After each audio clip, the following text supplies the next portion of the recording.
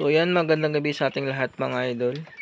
So welcome sa ating channel. So ngayong gabi idol ay share ko sa inyo yung ating mga broiler chicks ika 13 days. Ayan sila ngayon, no? So pag nagbo-brooding kayo, pag malamig yung panahon, pwedeng ilipat sa kulungan to na malaki pag 14 days. Yan, kasi malamig yung panahon mga idol. Pag mainit naman yung panahon, so 9 days pwede nyo ilipat yan.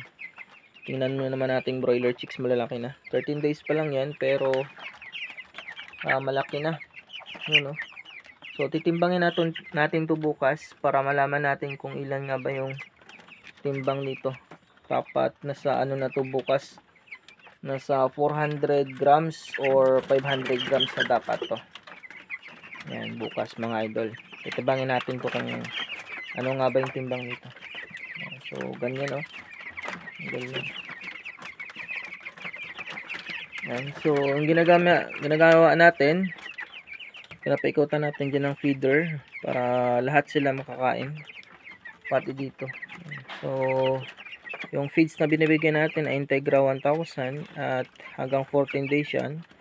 Tapos 15 days naman hanggang harvest ay Integra 2000. Tapos yung tubig nila may dextrose powder yan ito. So magaganda yung season natin mga idol, no?